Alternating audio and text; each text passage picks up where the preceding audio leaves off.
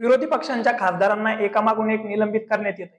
13 डिसेंबरला लोकसभेवर झालेल्या हल्ल्यानंतर विरोधी पक्षांकडून काही वेगवेगळ्या मागण्या करण्यात आल्या. त्यानंतर गदारोळ सुरू झाला. 14 डिसेंबर रोजी एकूण 14, काल 18 डिसेंबर रोजी एकूण 78 आणि 19 डिसेंबर रोजी एकूण 49 खासदारांवर निलंबनाची कारवाई करण्यात आली आणि हा आकडा 141 खासदारांवर पोहोचला.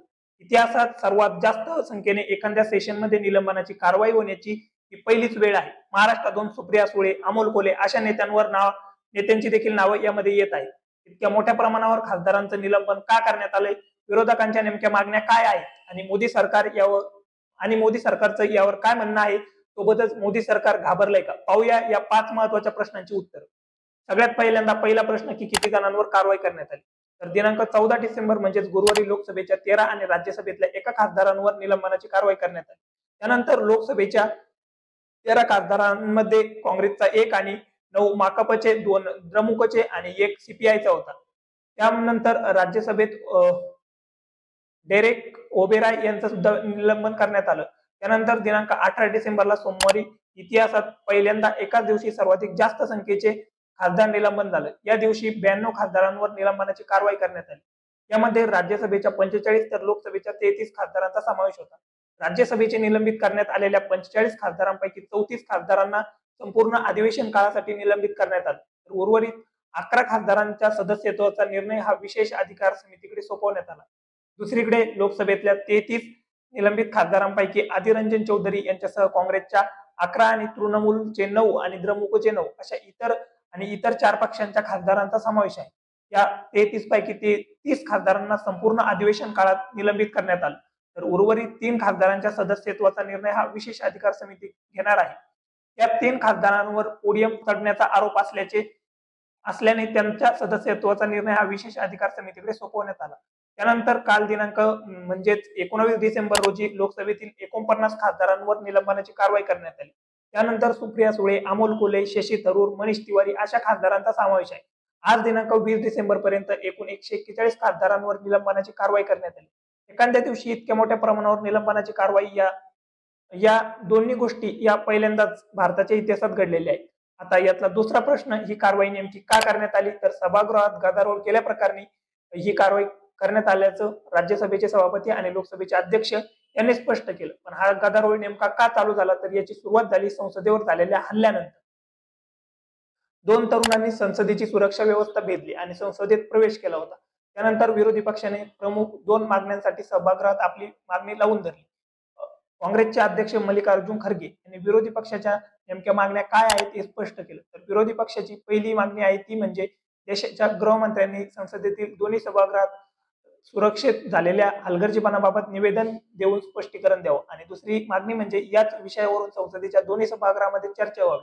आता या दोन्ही मागण्यांवर विरोधी पक्षांनी अमित शहानी निवेदनाची मागणी केली आहे. ओम बिर्ला यांनी ही जबाबदारी संसदीय सचिवालयाचे असल्याचे स्पष्टीकरण दिलं. यापूर्वी अशा एकूण 40 घटना घडल्या होत्या, मात्र कोणत्याही देशाच्या गृहमंत्र्यांनी या प्रकारचे स्पष्टीकरण दिलं नव्हतं असं म्हणत विरोधी पक्षांची मागणी लोकसभेच्या अध्यक्षांनी फेटाळायला सुरुवात केली आणि याला विरोध म्हणून विरोधकांकडून गदारोळ घालायला सुरुवात झाली. यानंतर एक एक करत 14 डिसेंबरला, 18 डिसेंबरला आणि 19 डिसेंबरला एकूण मिळून 141 खासदारांवर निलंबनाची कारवाई करण्यात आली. आता यातला तिसरा प्रश्न, अशा प्रकारे इतक्या मोठ्या प्रमाणावर खासदारांवर सत्ताधारी पक्ष कारवाई करू शकतो का? तर संसदेच्या नियमाप्रमाणे याचं उत्तर हो असं आहे. पण मनमानी पद्धतीने सभापती किंवा अध्यक्ष हे कारवाई करू शकत नाही. संसदेच्या नियमाच्या पुस्तकावली नियम क्रमांक 373 आणि 74 नुसार अध्यक्षांना सदस्यात कामकाजात जर व्यत्यय आणत असेल तर त्याच्यावरती ही कारवाई करू शकतात. सध्या करण्यात आलेली कारवाई ही नियम क्रमांक 374 नुसार करण्यात आलेली आहे. या नियमानुसार सदस्यांनी आसनाची प्रतिष्ठा भंग केली असेल किंवा कामकाजात व्यत्यय आणला असेल तर अशा प्रकारची कारवाई करता येते. असा प्रस्ताव ते सभागृहात ठेवतात आणि निलंबनाचा कालावधी मेन्शन करतात. ते कधी ठराविक दिवसाचा असतो तर कधी कधी अधिवेशन संपापर्यंतचा असतो. मात्र सध्या करण्यात आलेली कारवाई ही 5 डिसेंबर 2001 रोजी आणलेल्या 374व्या नव्या नियमांतर्गत करण्यात आली आहे. या नियमानुसार एखादा सदस्य सभापतींच्या आसनाजवळ येऊन घोषणाबाजी देत असेल किंवा कामकाजात व्यत्यय आणत असेल तर 5 दिवसांसाठी किंवा अधिवेशनाचा उर्वरित कालावधी संपेपर्यंत त्याला निलंबित करण्यात येतं. अर्थात झालेली कारवाई ही नियमाप्रमाणेच आहे. मात्र नियमाप्रमाणे झालेली कारवाई नैतिकदृष्ट्या योग्य असेलच असं म्हणता येत नाही. असो, तर आता येतो चौथा आणि महत्वाचा प्रश्न. प्रश्न असा आहे की या कारवाईमुळे सभागृहावर काय परिणाम होणार आहेत? तर निलंबनाच्या कारवाईचे परिणाम पाहण्यासाठी लोकसभा आणि राज्यसभेत असणाऱ्या संख्याबळाचा विचार पहिल्यांदा करावा लागतो. राज्यसभेत सध्या 245 खासदार आहेत. त्यापैकी भाजप आणि मित्रपक्षाचा आकडा 105, इंडिया आघाडीचे 64 आणि इतर 76, तर आता विरोधी पक्षातले एकूण 46 खासदार हे निलंबित करण्यात आले. दुसरीकडे लोकसभेत सध्या सदस्य संख्या आहे 538. यापैकी एनडीएचा आकडा हा 329, तर इंडिया आघाडीच्या सदस्यांचा आकडा 142 आणि इतर सदस्यांचा विरोधी पक्षातला आकडा मिळून एकूण आकडा 67. तर विरोधी पक्षाचे एकूण 95 खासदारांना लोकसभेत निलंबित करण्यात आलं आहे. या गोष्टीचा परिणाम म्हणजे आता लोकसभेत आणि राज्यसभेत प्रस्तावित असणारे विधेयक, निवडणूक आयोगाचं आयुक्तपदासंबंधित नियुक्त करणारे विधेयक असो की इंडियन पिनल कोड बाबतचं विधेयक असो, अशा विधेयकावर चर्चा होण्याची शक्यता होती. पण आता ही विधेयक एकतर्फी चर्चा न करता पार पडतील अशी टीका विरोधकांकडून केली जाते. आता यातला शेवटचा प्रश्न, मोदी सरकार हे विरोधकांना घाबरत आहे का, असा आरोप केला का जातोय? तर त्याचा सर्वात महत्वाचा मुद्दा म्हणजे विरोधी पक्षांनी मणिपूरच्या प्रश्नावरून पंतप्रधानांनी आपली भूमिका स्पष्ट करावी अशी मागणी केली होती.